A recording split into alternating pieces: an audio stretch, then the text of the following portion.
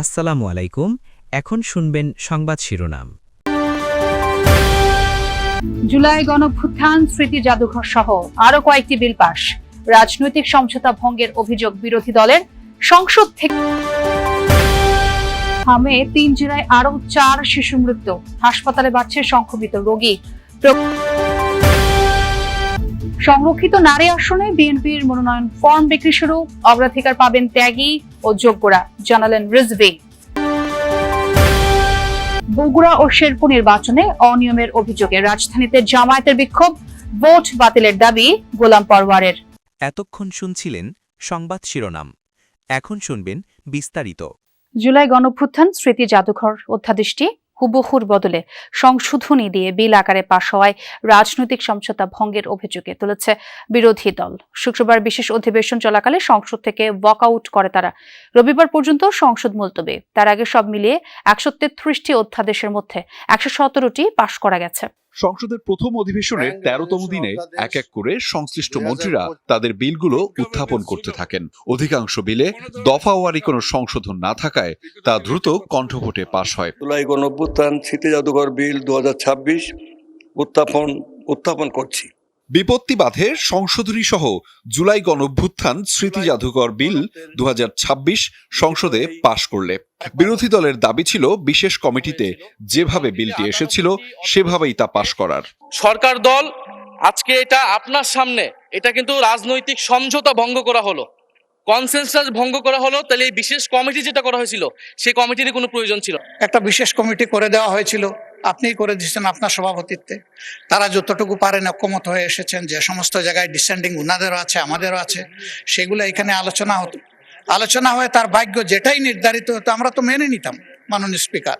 কিন্তু আলোচনাই হবে না, এখন তো এটাকে অলরেডি এজেন্ডা আউট করে দেওয়া হয়েছে।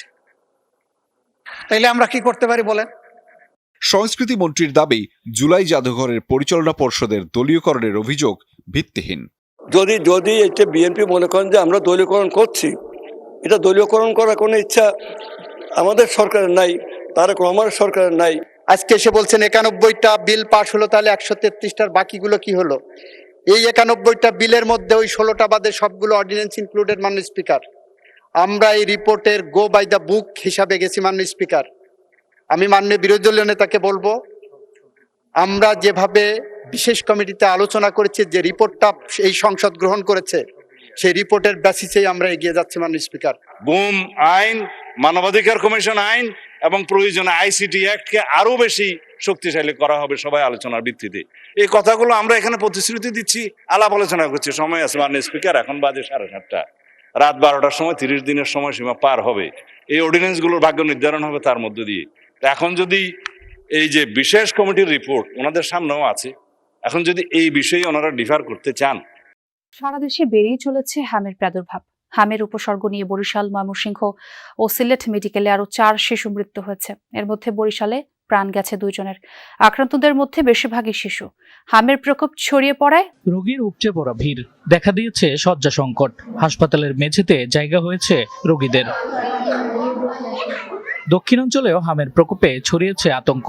এই রোগের উপসর্গ নিয়ে বরিশাল শেরেবাংলা মেডিকেল কলেজ হাসপাতালে শুক্রবার সকাল 8টা পর্যন্ত 24 ঘন্টায় সাদি ও রাকিব নামে 2 শিশুর মৃত্যু হয়েছে। এ সময় নতুন করে হাসপাতালে ভর্তি হয়েছে আরো 31 শিশু। এই 2 জন সহ বরিশাল বিভাগে হামের উপসর্গে মৃত্যুর সংখ্যা পৌঁছালো 14 জনে।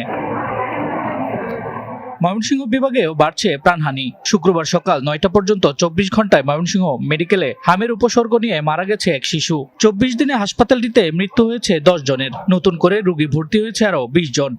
হাম হচ্ছে ছোঁয়াচে রোগ, ওটা তো মনে করেন একটা বাচ্চা থেকে আরো 10টা বাচ্চা ছড়াচ্ছে।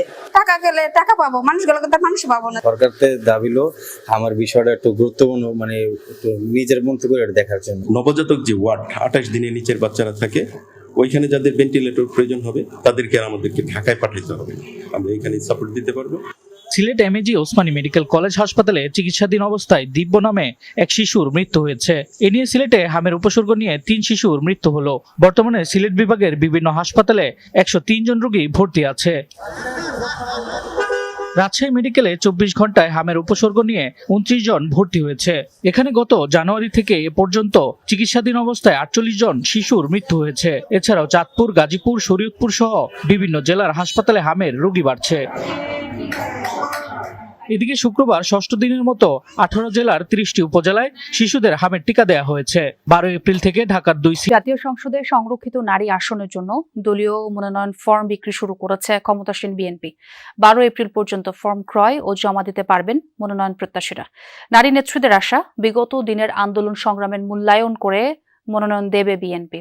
দলের সিনিয়র যুগ্ম মহাসচিব রিজভী আহমেদ জানিয়েছেন, সংসদে কথা বলার যোগ্যতা ও দলের প্রতি ত্যাগ বিবেচনায় নিয়ে প্রার্থী চূড়ান্ত করবে মনোনয়ন বোর্ড। ছাত্রদলের প্রতিষ্ঠাতা আহ্বায়ক কাজী নয়াপল্টনে বিএনপির কেন্দ্রীয় কার্যালয়ে নারী নেতৃত্বের ভিড়। দেশের নানা প্রান্ত থেকে ছুটে এসেছেন তারা, যারা সংরক্ষিত আসনের সংসদ সদস্য হতে দলীয় মনোনয়ন প্রত্যাশী।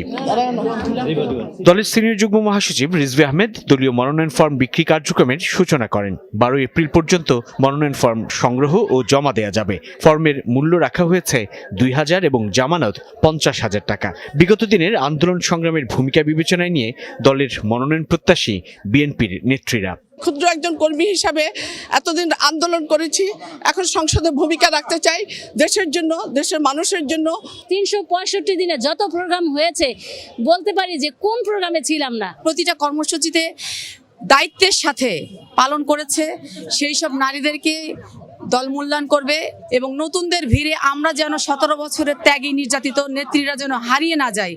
সংসদ একটি মহান জায়গা, এখানে আইন প্রণয়নের জায়গা, এখানে শিক্ষিত, মার্জিত, যোগ্য দলের ডেডিকেটেড তাদেরকেই মূল্যায়ন করবে বলে আমরা প্রত্যাশা রাখছি। রাজপথে শ্রম দিয়েছি শুধু দলকে ভালোবেসে, তো আমার সাথে যারা আমার সহকর্মী ছিল তারা কিন্তু অনেকেই দল থেকে সরে গেছে। যেন নবীন প্রবীণ মিলে যেন আগামী দিনের একটা সংসদ হয়।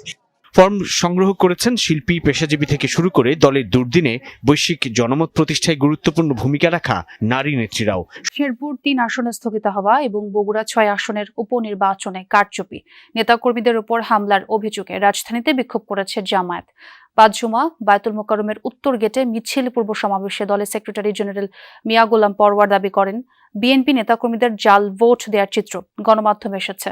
ইসিতে অভিযোগ দেওয়ার পরও সুষ্ঠু ভোটের দাবি করেছে তারা। এই নির্বাচনের মাধ্যমে মাগুরা চিত্র ফুটে উঠেছে বলে মন্তব্য করেন।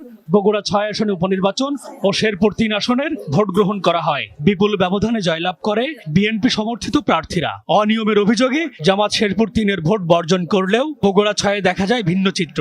তবে 2টি আসনেই ভোট কারচুপির অভিযোগ দলটির। শুক্রবার বাদজুমা বিক্ষোভ মিছিল পূর্ব সমাবেশে জামায়াতের সেক্রেটারি জেনারেল গোলাম পরওয়ার বলেন, 2 আসনেই তাদের নেতাকর্মীদের ভোট কেন্দ্রে যেতে বাধা দেওয়া হয়েছে।